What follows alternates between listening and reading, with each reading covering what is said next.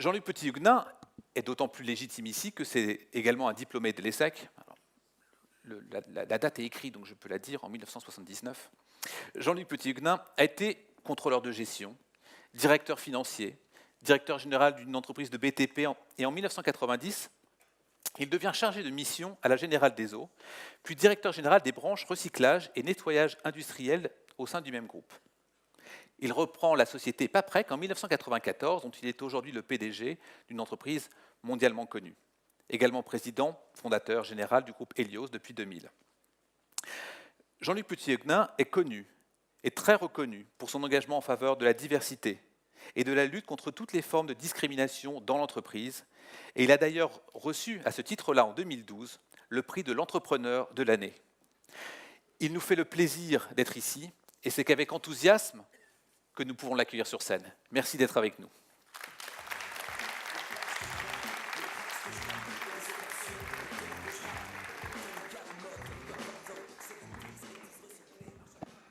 Eh bien, bonjour à tous. Ça me fait très plaisir de vous voir, puisque vous avez compris qu'en septembre 1976, il y a juste un peu plus de 40 ans, je n'étais pas dans cette salle, mais dans le grand amphi, et le directeur des études a fait lever la major de promo.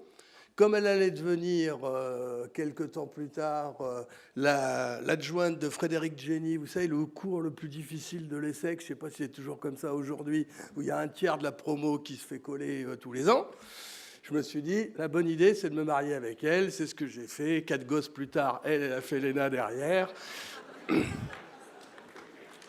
Voilà.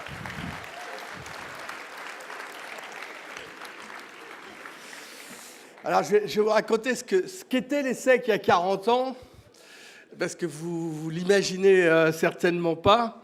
Mais la première chose pour un ESSEC, et c'était la chose la plus importante pour le reste de votre vie, c'est que vous aviez raté HEC. Il n'y avait pas beaucoup, il y avait une trentaine d'AST, là, visiblement ils sont 300 maintenant, mais nous, il y en avait une trentaine.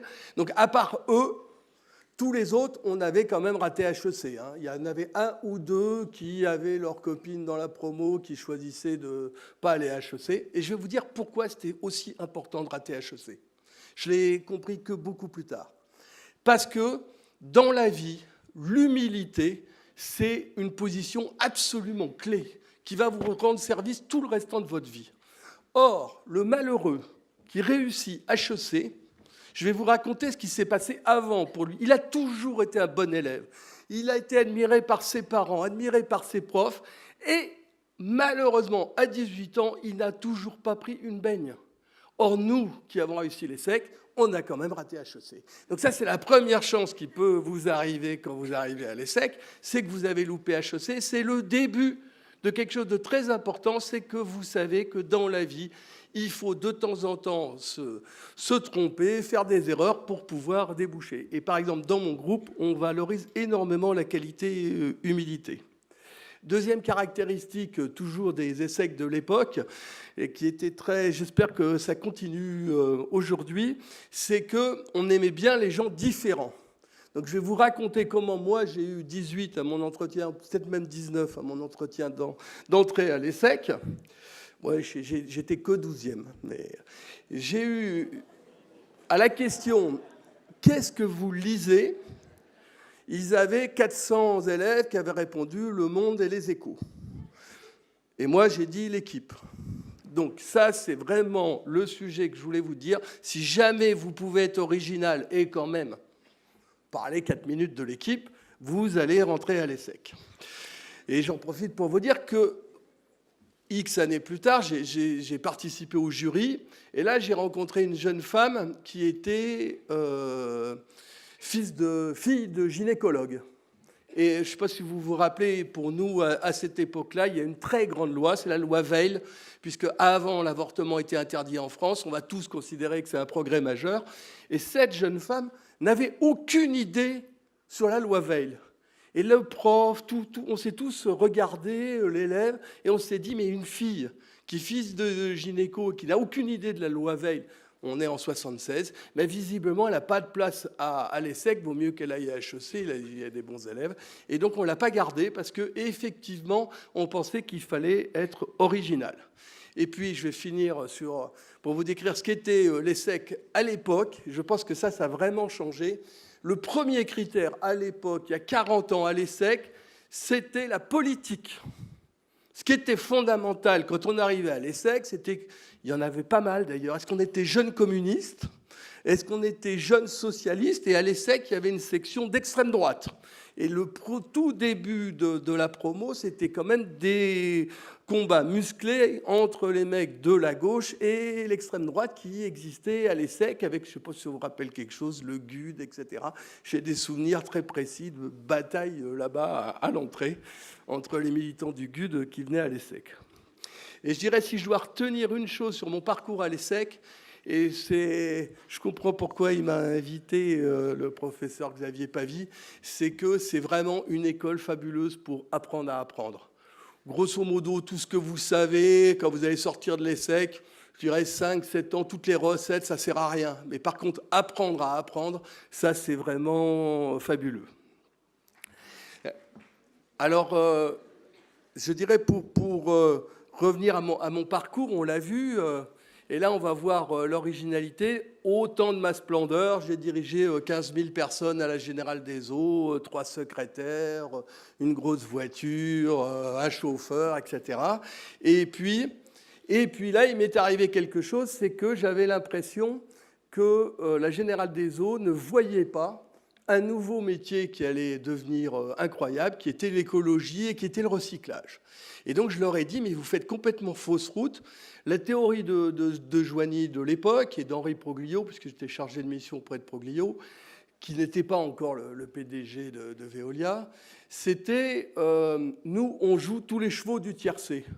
Grosso modo, on s'en fout de savoir si le recyclage, c'est mieux que le reste, puisque de toute façon, on fait de la décharge, on fait du compostage, on fait de l'incinération et on fait du recyclage. Donc, de toute façon, c'est une stratégie de riche. À la fin, on va gagner la bataille puisqu'on aura la solution. Et moi, je me suis dit, oui, mais il y a quand même une solution meilleure que les autres, c'est le recyclage. Et là, j'ai décidé non seulement de quitter mon groupe, mais de me mettre à mon compte.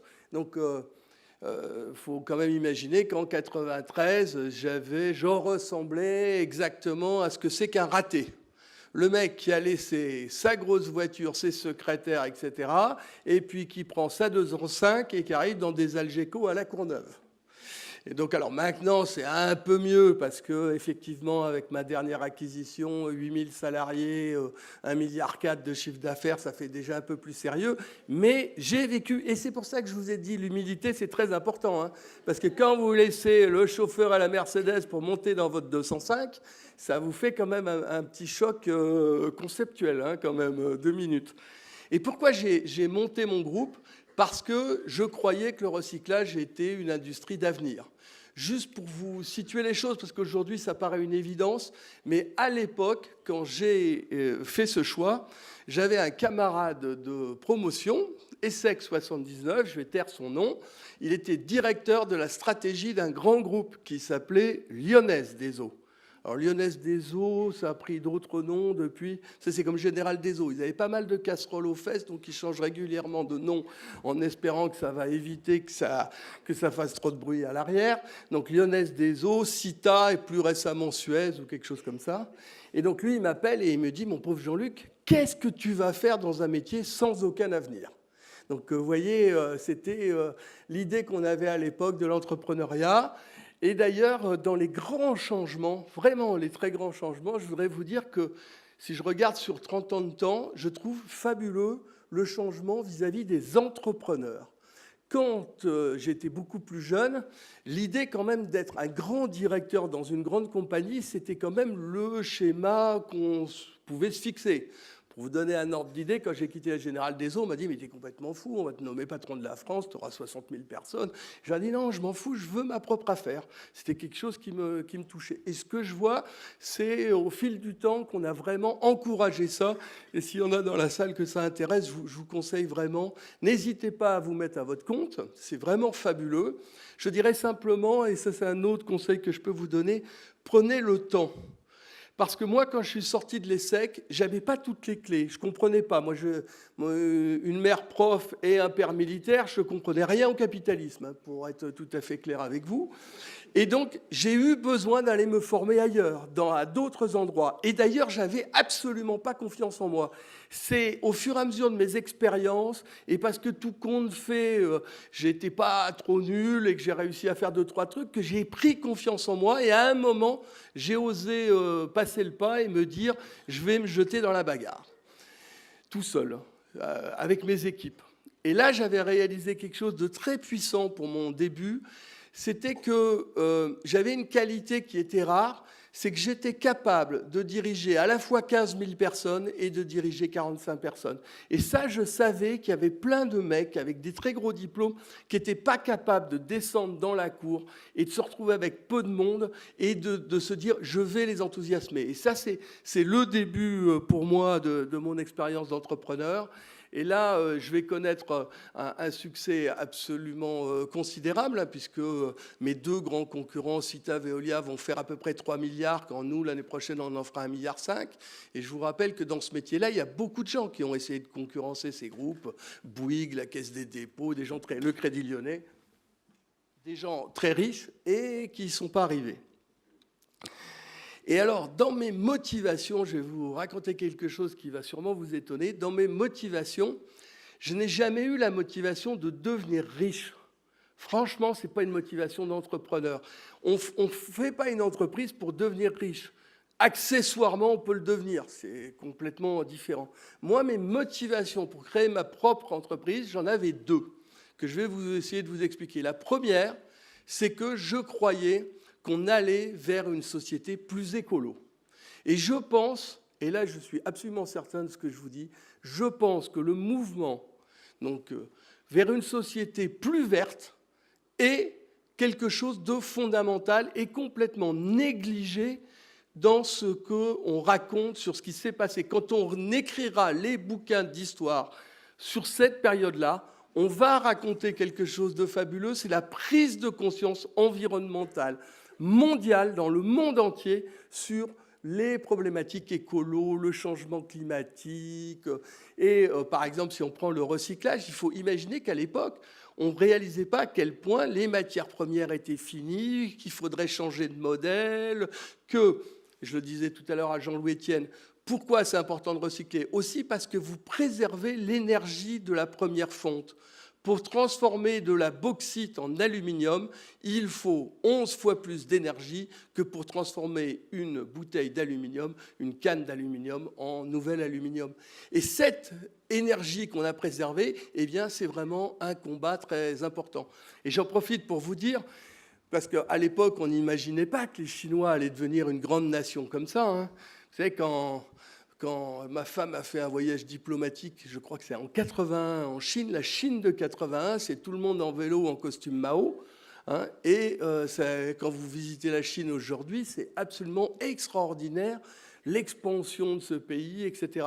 Et là, il y a quelque chose de fondamental, c'est comment est-ce qu'on réconcilie tout un monde qui va vers une croissance verte, et ces gens qui viennent consommer comme nous. Si on consomme et qu'on jette imbécile, ben, ça va tous nous appauvrir, mais si on consomme et qu'on recycle, on est dans une boucle vertueuse.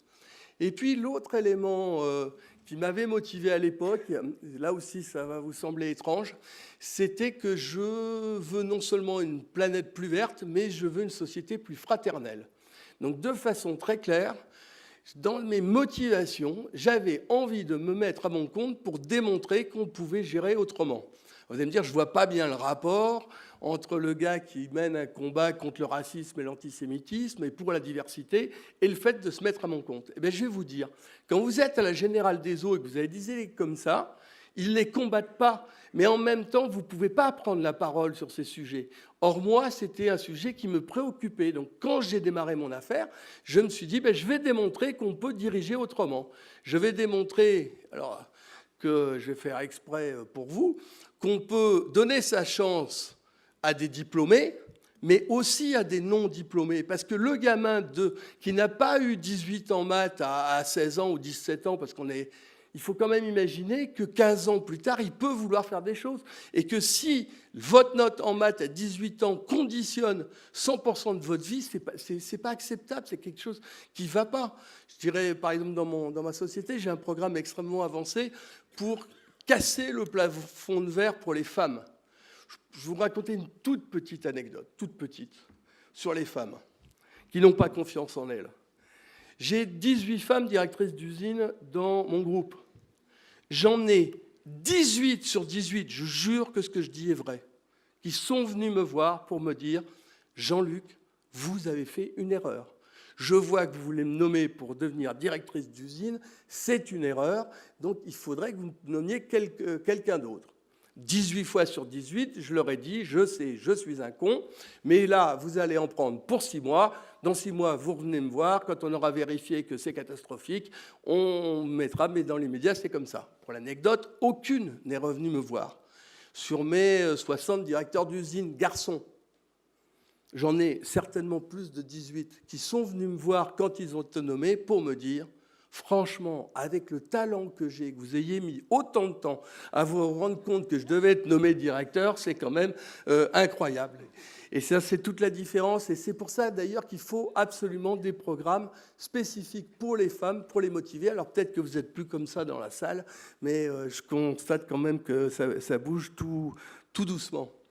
Et donc, je comprends pourquoi vous m'avez invité, puisque effectivement, dans mon cas, c'est toutes mes expériences par ailleurs, mes expériences en politique. Vous avez noté que je suis passionné de sport, vous avez noté que je suis passionné d'art, et que je suis mécène principal du Ballet de l'Opéra de Paris. Ben oui, effectivement, c'est toutes les autres choses, et surtout les valeurs que j'ai cultivées, mes idées politiques de l'époque, parce que si vous allez consulter les archives de l'ESSEC, vous verrez des mecs qui étaient on était syndicalistes ici pour faire bouger les choses quand même, hein, surtout syndicalistes de gauche à l'époque, c'était quelque chose. Donc voilà, c'est toutes ces expériences très, très diverses qui font mon parcours. C'est probablement pour ça que je suis le parrain de votre première intervention sur l'innovation. Donc n'hésitez pas, hein, pensez différemment, agissez différemment, croyez différemment. Vous verrez que c'est ça une des marques qui vous permettra de réussir.